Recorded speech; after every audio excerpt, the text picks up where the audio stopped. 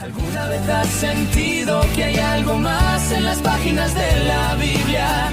Profundiza con nosotros en cada episodio. Exploramos historias, revelaciones y lecciones prácticas que transforman tu vida. Estás escuchando Algo Más en la Biblia. Comenzamos. Se ejecuta una orden de desalojo. Una situación tensa.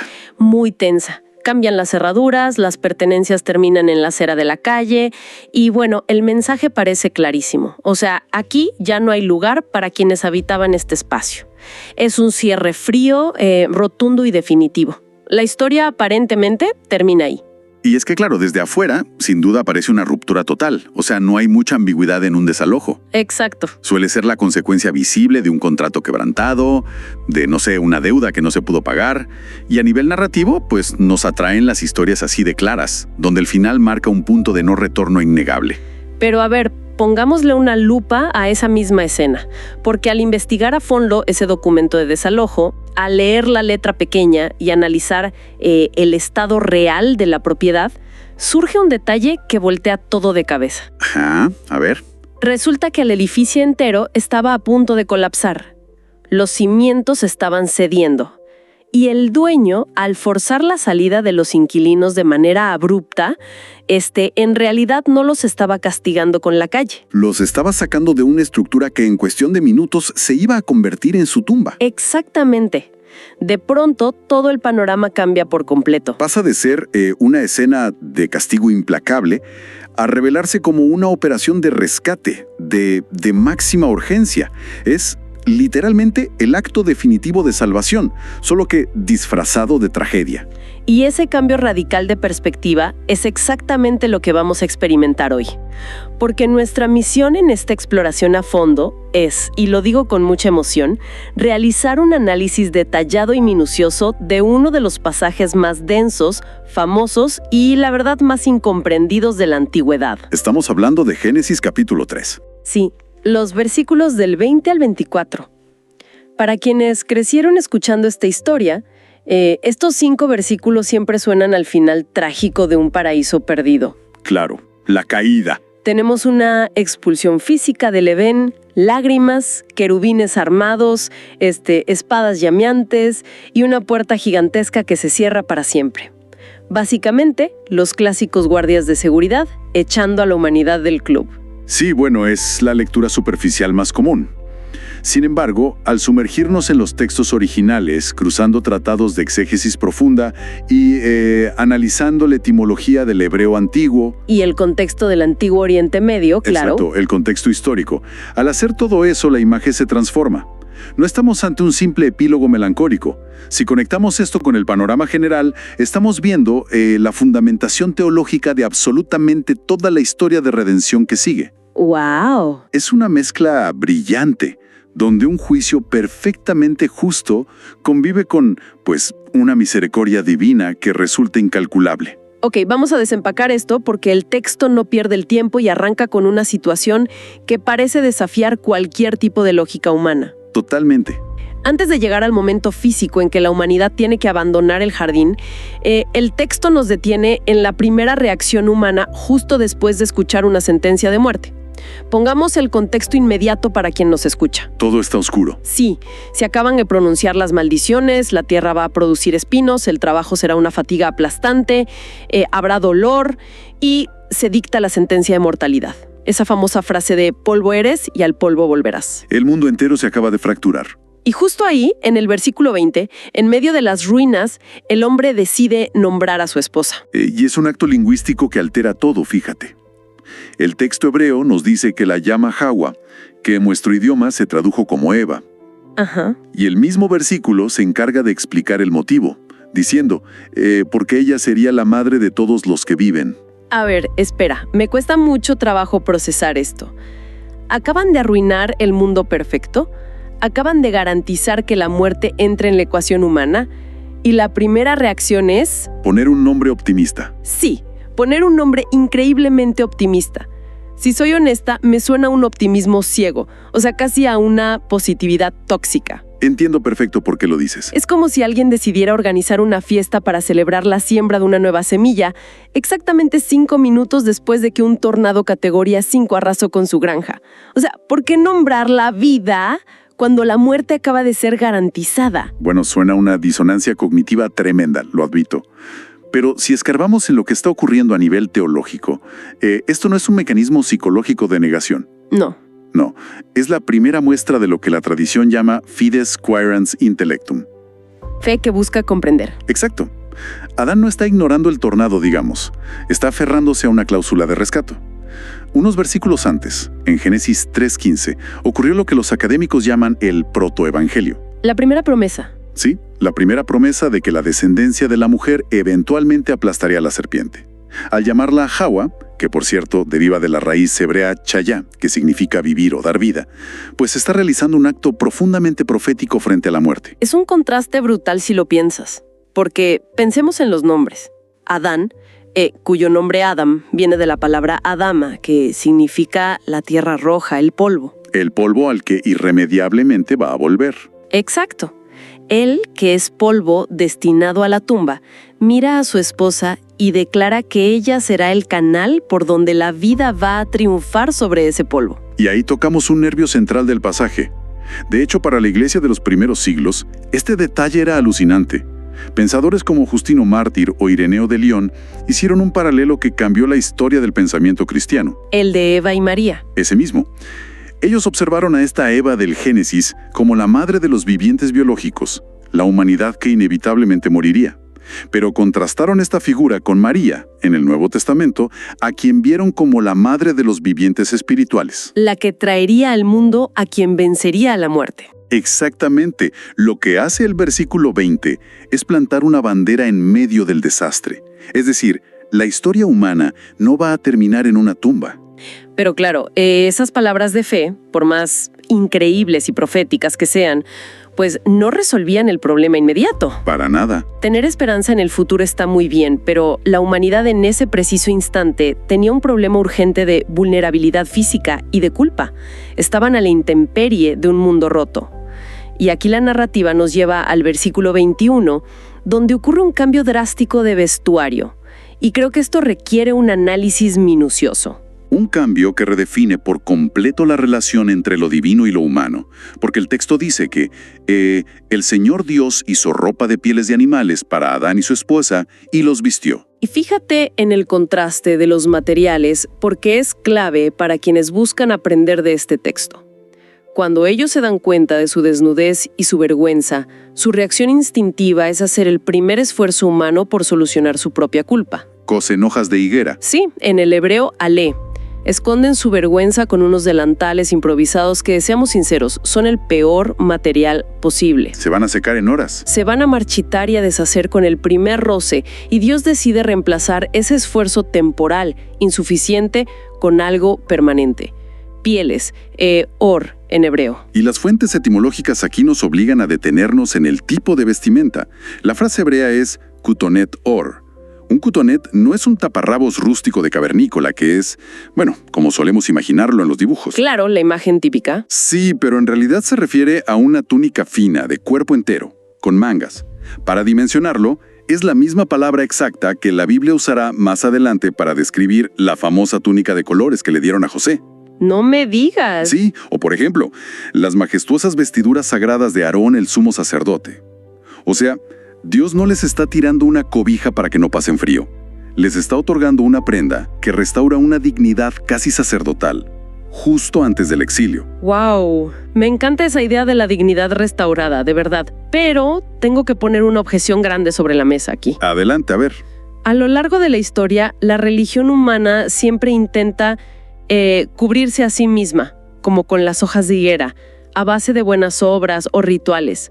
Pero esta cobertura divina requiere un costo altísimo. Sí. Para obtener pieles y hacer esas túnicas sacerdotales, un animal inocente tuvo que morir. Es el primer derramamiento de sangre registrado en la narrativa. La primera muerte física. Sí, la primera vez que la muerte ocurre frente a sus ojos.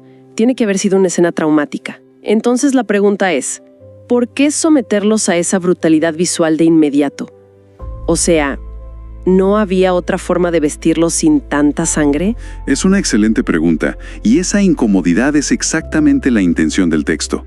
Ese impacto visual revela la verdadera maquinaria del pecado. ¿A qué te refieres con maquinaria? A que el mal no es un simple error de cálculo. No es un resbalón que se soluciona pidiendo disculpas y ya. Tiene un peso letal y fractura el orden de la creación. Al ver a ese animal perder la vida para que ellos pudieran ser cubiertos, el ser humano comprende por primera vez el costo real de su rebelión. Claro, no pueden simplemente barrer el problema bajo la alfombra de hojas de higuera. Alguien paga el precio. Y eso establece el mecanismo teológico del sacrificio sustitutorio. Es la prefiguración de una regla que cruzará toda la literatura bíblica, desde Levítica 17 hasta Hebreos 9, donde dice que, sin derramamiento de sangre, no hay remisión. Increíble cómo se conecta todo. Sí, y pensadores de la Reforma como Lutero y Calvino llamaron a este concepto la justitia aliena, que significa justicia ajena. Y bueno, no es justicia extraterrestre. Jaja, claro que no. Sino que pertenece a otro. La piel del animal funciona como una analogía. La vida pura de un ser inocente se convierte en el escudo que cubre al culpable. El ser humano no fabrica su cobertura, la gracia divina la provee a expensas de la vida de otro, y todo esto preparando el escenario mental para entender la figura del Cordero de Dios siglos después. Bueno, aquí es donde este análisis se pone realmente interesante. Tenemos a esta humanidad que ahora está cubierta físicamente con pieles sacerdotales y sostenida emocionalmente por una promesa. Listos para enfrentar lo que viene. Sí, pero el Creador tiene que lidiar con la nueva y muy peligrosa capacidad cognitiva de estas personas.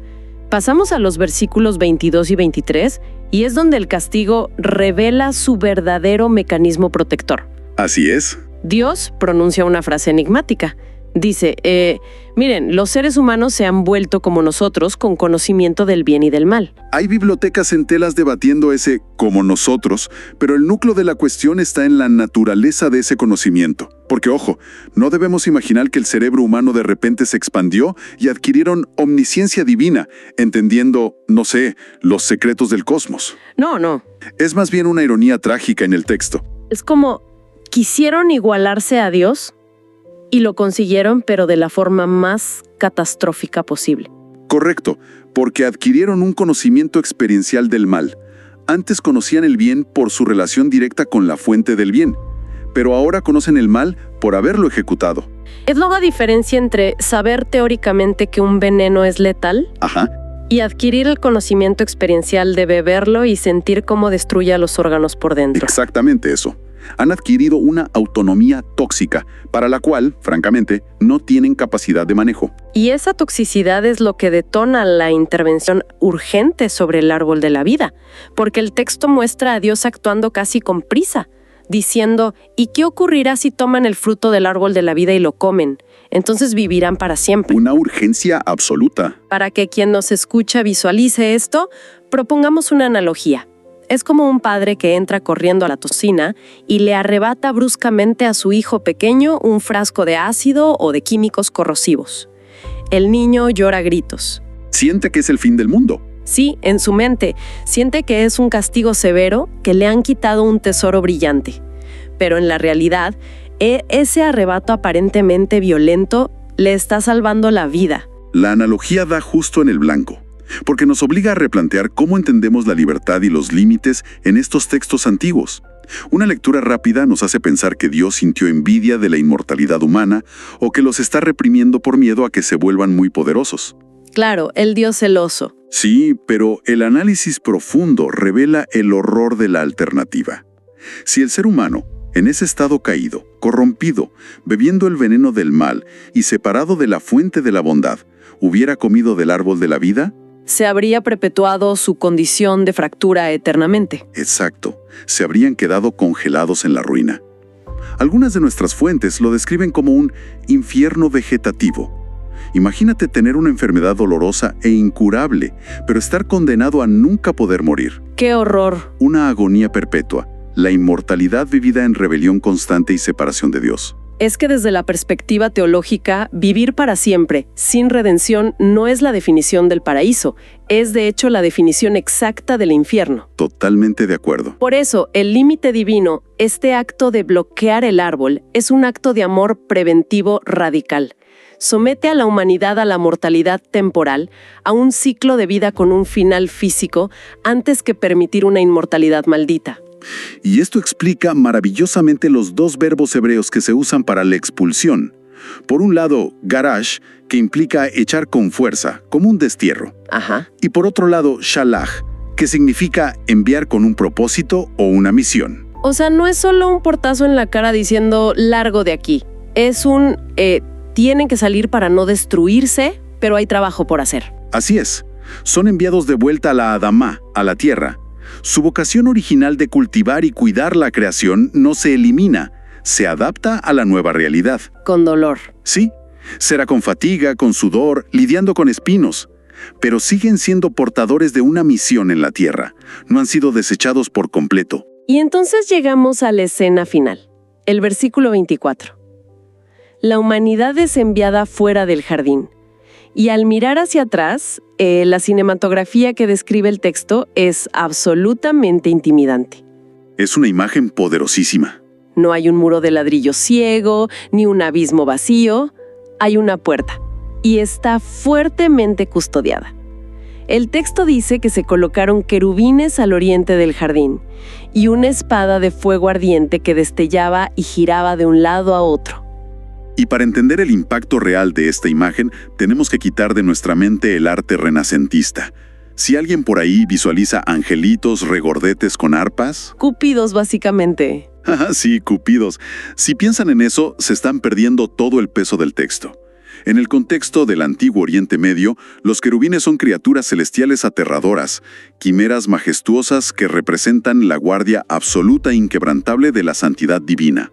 Wow. Lo que está detrás de ellos es una zona de letalidad sagrada para cualquiera que esté contaminado. Y el sistema de seguridad incluye esa espada de fuego. En hebreo, Lahat Ashereb Amitpaheket. Suena imponente hasta en hebreo. Demasiado imponente. Y el mecanismo es fascinante, porque no es una espada estática, no es como una estatua, es una espada dinámica, viva, que gira incesantemente en todas direcciones. Representa el juicio divino, puro y escudriñador. O sea, no hay puntos ciegos, no hay sobornos posibles, no hay forma de arrastrarse por debajo del radar para entrar. Imposible evadirla. Además, hay un detalle geográfico vital aquí. El oriente, Mikdem, fueron expulsados hacia el este. El oriente funciona con un doble filo simbólico en las escrituras. Por un lado, es la geografía del exilio. Quienes se alejan de la voluntad divina suelen ir hacia el oriente, como Caín, más adelante. Pero al mismo tiempo, el oriente es por donde sale el sol. La luz. Exacto, es la dirección de la presencia divina. Y es el símbolo definitivo de la esperanza escatológica. A ver, traduzcamos eso de esperanza escatológica para no sonar a libro de texto de teología. Básicamente significa que es la dirección que apunta hacia el final de la historia. Sí. Hacia la meta definitiva, la promesa de que esto, a pesar de todo, no va a terminar mal. Exacto. El oriente es el horizonte desde donde se espera que llegue la restauración. Y eso conecta con la palabra más importante de toda esta última cena. Nuestras fuentes etimológicas resaltan que los querubines y la espada llameante, ojo con esto, no destruyeron el árbol de la vida. No lo talaron. Para nada. El texto dice que están allí para custodiar el camino hacia él. El hebreo usa la palabra derech. El camino no fue borrado del mapa, sigue existiendo, intacto, pero la entrada está bloqueada por el juicio divino. A ver, detengámonos ahí porque esto cambia por completo cómo entendemos el gran arco de la Biblia. Si el camino existe, pero hay una barrera letal e ineludible de fuego y juicio bloqueándolo, ¿cómo se resuelve este aparente game over? O sea, el ser humano no puede cruzar sin ser desintegrado por esa espada.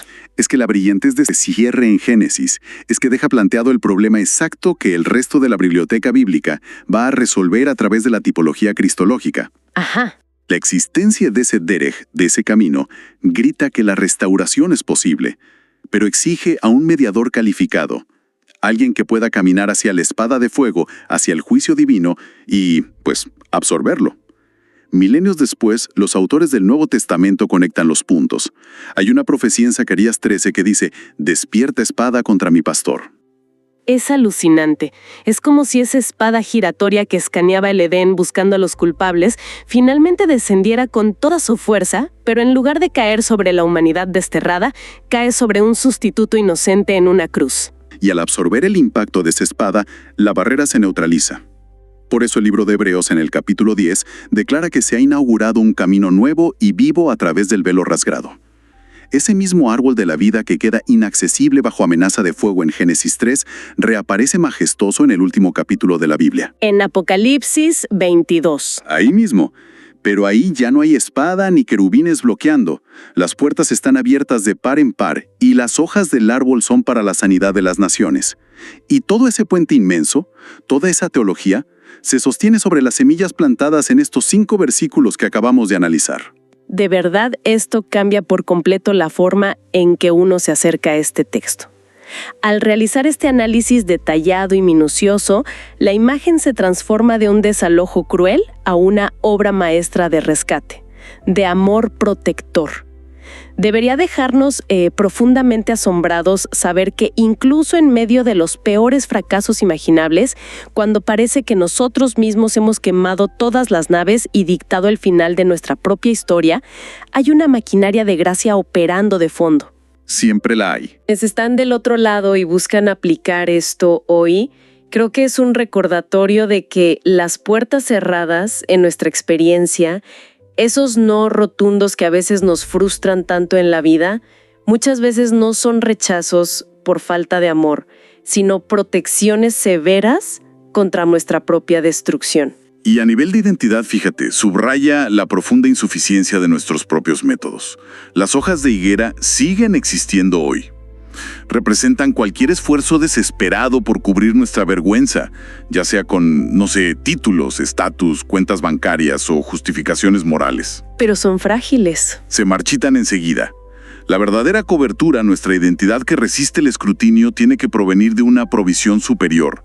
Requiere la humildad de soltar nuestras hojas secas y aceptar que alguien más provea aquello que nosotros no podemos fabricar. Es bellísimo. Y para terminar de armar este rompecabezas, quiero que quien nos escucha visualice una última imagen y se quede reflexionando en ella.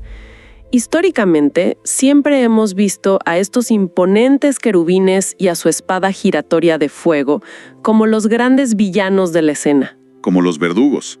Los temibles bloqueadores, la fuerza policial implacable encargada de mantener a la humanidad en la miseria del destierro.